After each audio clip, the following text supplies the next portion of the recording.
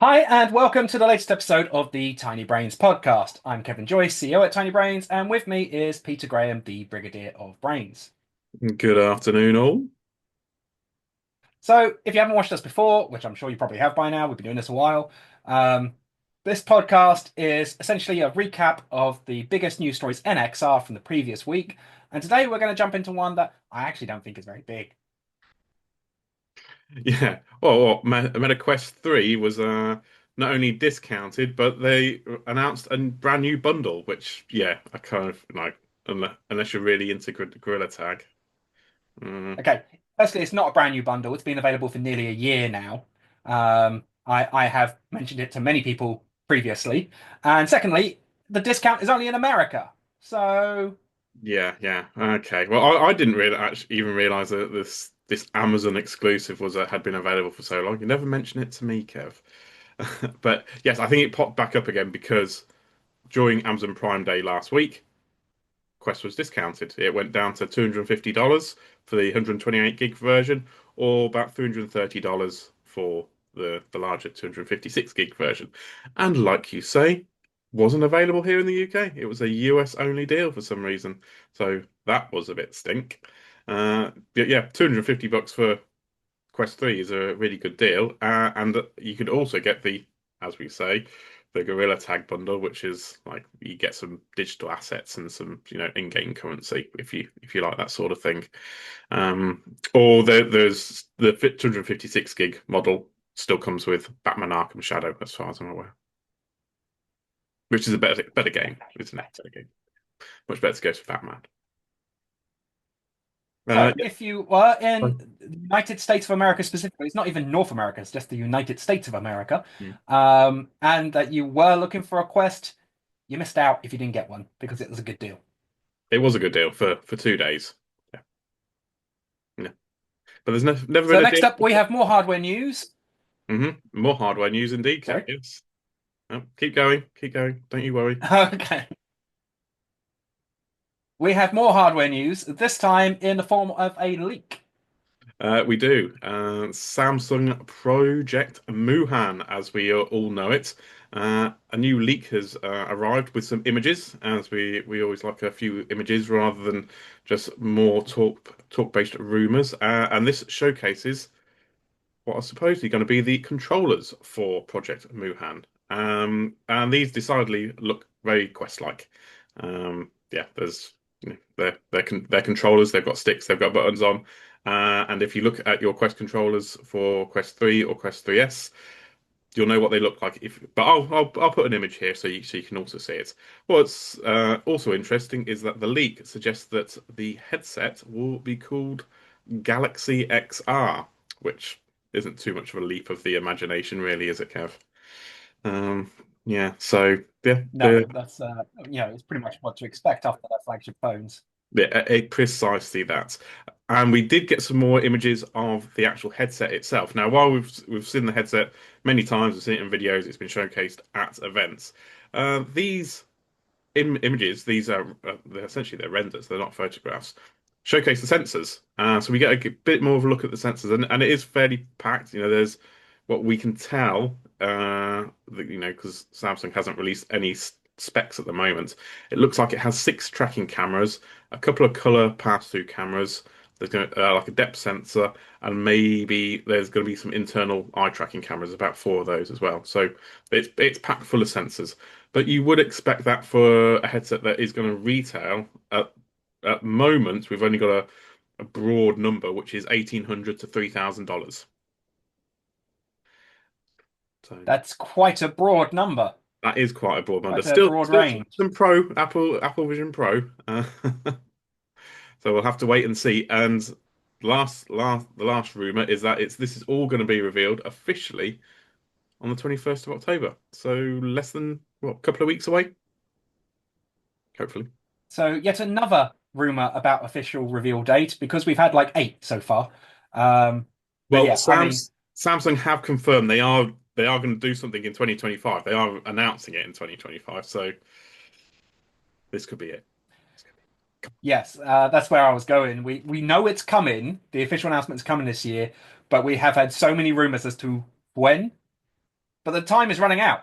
2025, only a couple of months left, and Samsung don't have that many more events in their schedule. So, I mean, if you were the person leaking this rumor or making this rumor, you've got a pretty good chance of being accurate. Yeah, yeah. It's going to be within the next 2 weeks. Yeah, there's not many weeks left. You're quite right. So, another rumor about another headset, and one that I have been waiting for some time, and I'm pretty sure 90% of the VR audience have also.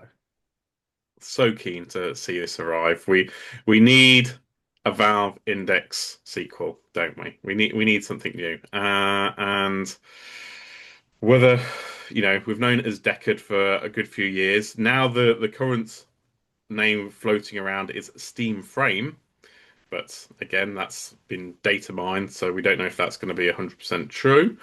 But the rumor comes from another analyst saying that Valve are ramping up production, and they are uh, the production volume that they're aiming for this year in particular, 400 to 600,000 units, like 500,000 units they're planning to build this year to launch. Wait for it, Q4 2025. Now, are you expecting this to arrive in Q4 2025, Kev? There's not much time left. Well, I mean, Valve are pretty much a law unto themselves, right? They can do what they want, and it's a 90% chance of being successful. Um, Obviously, they messed up with the Steam controller a while back and whatever else, but most of their products land pretty well, especially when they're doing them in relatively small numbers. Now, 4 to 600,000 units may sound like a lot, but in the grand scheme of things, that's not a huge amount of units for them to shift, right? Compared to like, making a million, which is often how things work. Um, yeah. The thing is, getting a bit late to launch something without having even spoken about it. So, This is there's been no even like run up. There's no sort of build up in marketing. Not even like a tease from Valve that you go. Everything's been built on rumors from you know tech people and journalists digging into data, digging into code. Uh, and the thing is, with rumors, of course, we all hear it, and everybody watching this podcast hears it, and everybody that follows us on Twitter would hear it. But to the general gaming audience, maybe not.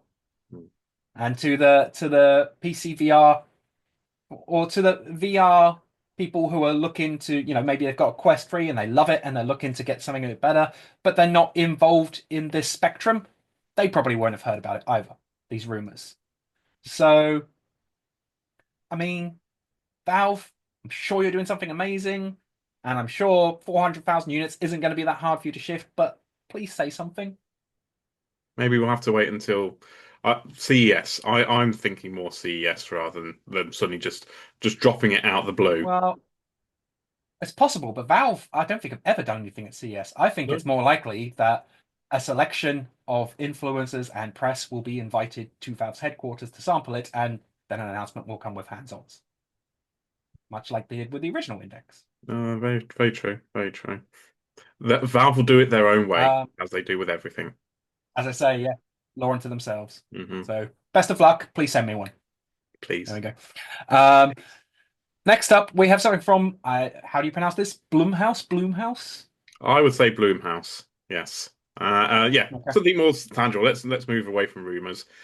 This was announced during Meta Connect last month, and it was the Bloomhouse Enhanced Cinema, which is a new app from the Horror Maestros, and essentially you're going to be able to get several of their films on the Quest and Quest 3S, but it's going to be, as it says, enhanced for your VR pleasure. So Blumhouse are a film production company that have been behind loads and loads of horror films. Paranormal Activities, Sinister, Megan, and they're bringing some of these films to VR. And now you can get Megan and what was the other one? Black Phone. You can rent them inside the app, and then you'll have extra additional.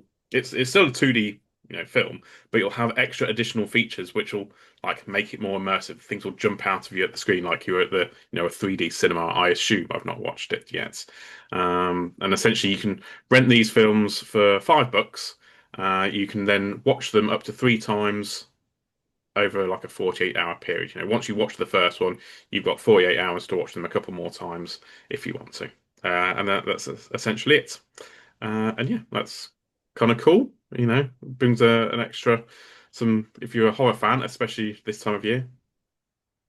So yeah, what do you think? You're gonna watch Yeah, it? I mean, it's perfect timing. I think this is interesting, but I love the idea of having extra features in the spatial space. So, for example, I don't know if this is how it works because I haven't tried them, but if you're watching Megan and then suddenly Megan creeps through your doorway while you're watching the film or something like that, that would be cool.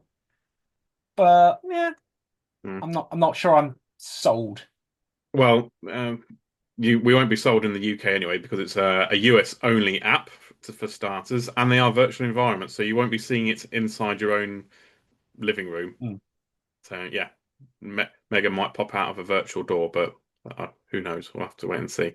Well, that's what I But was expecting. yeah, yeah. But if you are a Blumhouse fan, they've also got their horrorverse world in Horizon Worlds, which launched a while back, which has like social experiences on their films. So great for horror buffs you know if you like a few virtual scares. Yeah. Mm.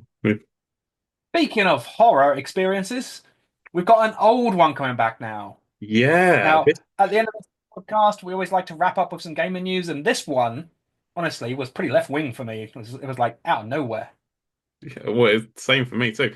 Available now on Quest 3 and Quest 3S is the Brookhaven experiment. Now, if you're new to VR, you will not have heard of this. Both of me and Kev know about this game because it originally launched back in 2016 for the HTC Vive, and it's now just been ported to the Quest headsets.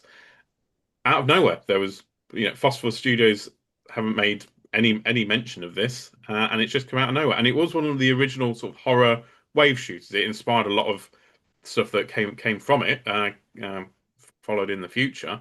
But yes, this is a reasonably, I'd say, basic wave shooter. But at the time, it picked up a lot of interest, and it actually went for VR, went kind of viral. So, Yeah, I mean, yeah, yeah. I played it before Vive launched on the original. I can't remember what it's called now. The dev kit one I've got. Um, and at the time, it was like, oh yeah, okay, this is interesting. But then there was so many of those wave shooters that flooded the market, and it lost its way. Um, Nowadays, wave shooters in VR. Mm, Yeah, I want more. yeah. Uh, But Not sure how well it's going to perform. How much is it? I didn't see how it price what price it is. it's priced around about $12, so I think about £8, £9. But it's on a like a launch discount for a little bit. There's like a quid off it. So yeah, yeah. It's not. Cool. I would say like $5. Sure. Yeah, yeah. It's not dirt cheap. It's cheap, but it's not dirt cheap for a almost 10-year-old 9-year-old game. Hmm. Well, I wish them luck because at the time it was, I'm not going to say groundbreaking, but it was decent. And all the more teams coming back to VR to develop new experiences is good. So hopefully they make some money from it and they can fund another title. That's my hope. Yeah, that's it. Brookhaven Experiment 2. Indeed, where you can actually move. Ooh. Anyway, that's all we got time for on this week's podcast. Thank you all for watching. And yeah, we'll see you again next week.